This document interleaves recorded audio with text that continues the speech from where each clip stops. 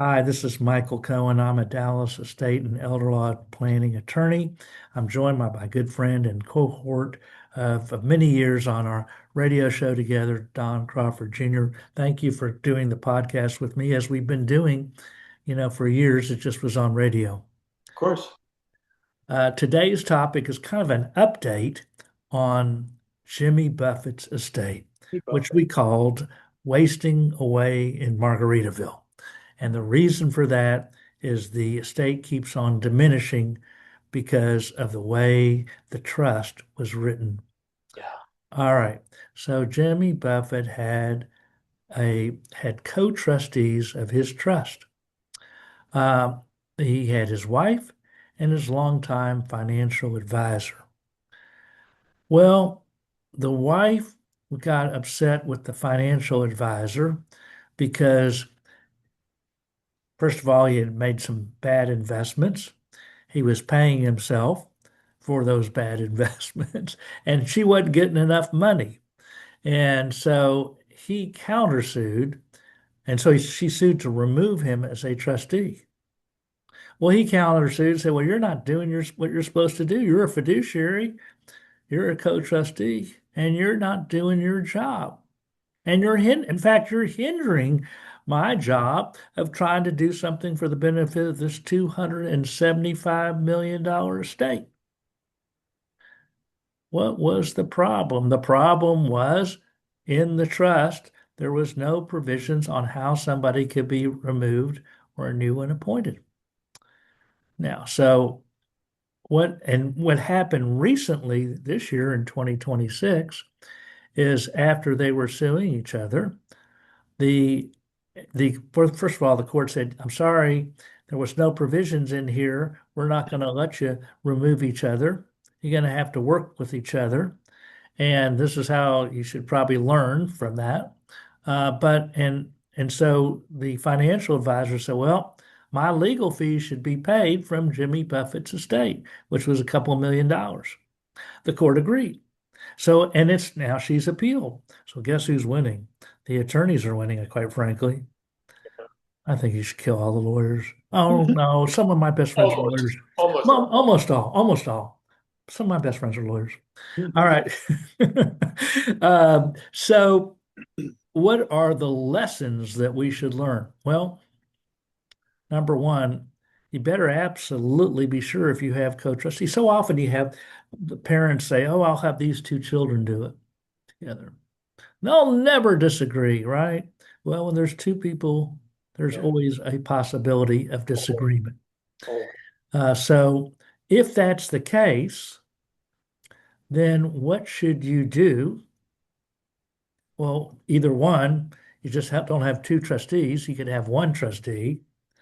Or number two, you could have different types of provisions on who could remove or appoint a new trustee.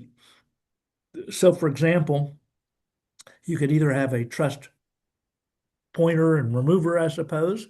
It could be a trustee or it could be somebody else. Or you could have a trust protector, trust advisor that could do other jobs as well. Trust advisor, protector could be, oh, if maybe change the trust if the laws have changed. There's different things you could do. You could have it where the eligible beneficiaries could remove a trustee. You can name somebody else. You could do any number of things, but when you have co-trustees, that is something that should be considered so that can occur. Right. Um, but they don't have it. And so usually the way I look at it is in people who often on, basic trust, most often people don't want to go into that much detail. Uh, but as the ones who want more protection generally do. So it's a good idea to have it. Otherwise, I suppose it goes to court. But when you have co-trustees, the courts are reluctant to say, "We're going to change the trust and assume what we know what's on your mind." Right. So you need to have something if you think that if you have to have co-trustees, and you need to say, can they be, does it have to be removed without cause, or does it have to be a cause? Uh, whoever it is that you're appointing or to do that. And who could be replaced with? Is it another family member? Is it a corporate trustee? Is it an attorney, a CPA? Anybody they want? Well, if you do anybody want, that could be pretty dangerous. So, because especially since people could be influenced. So that's just part of the planning process that when you do estate planning, when you, especially on the ones who want more protection, you ask the questions, well, what if? And so I never thought about that, you know. So in the meantime, I guess both Jimmy Buffett's wife was name was Jane. Financial advisor name was Richard. So I guess this was fun with Dick and Jane. Yeah. So, but if you don't want to have that type of fun, you could plan for it. And that's the whole thing that you've always said to me. It's like insurance, it's protection. And to have these things, these clauses in place so that the ugly stuff can't happen. Just hearing you say the word appeal, well, she's appealing now. Well, More that's scary. expense. But there are things in place that don't allow people to appeal, and they shouldn't be able to appeal, and it should be decided. And this is when I think of you, I think of NRU, which is no rock unturned, because you make sure that you rapid fire the listener, the potential client or existing client with the what ifs. Because, and then when they say, well, I haven't heard of that before, I hadn't thought about that, it happens. And you always say, we say, you say, oh, that could never happen to me. And then sure enough, the next day it happens. So why not have the insurance through Michael Cohen? That's my question. Well, I thank you for that kind comment. But the idea is, just at least that people know that there are options for protection. And so often we see they say, oh, I want these two people to be co-trustees. I don't want people to think that if there's, let's say there's two children, oh, I don't want them to think that I'm thinking any less of them because I'm not making them co. Well, that could create problems.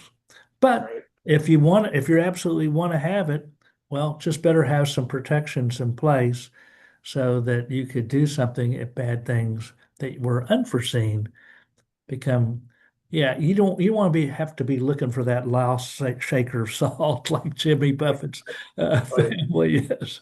So protect. That's all. Protect.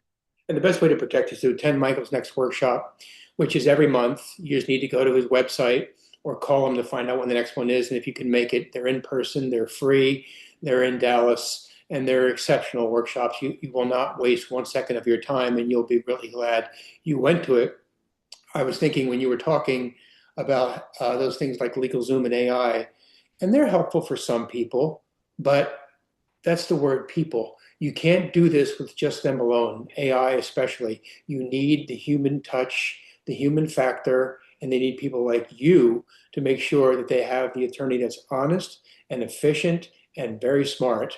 And I think that that's would be a disservice to them if they don't at least consider you and go to that next workshop. Well, I appreciate those kind comments. But bottom line is this is just a free workshop. It's educational. There's no obligation. And I think you're going to learn something and you'll see that the time flies really quickly. And I think you'll have some fun along the way. If you're interested in attending, just go to our website at dallaselderlawyer.com. That's dallaselderlawyer.com. Or you can call our office at 214 720 0102. 214 720 0102. Well, thank you, Don. It's Appreciate my you joining us as always.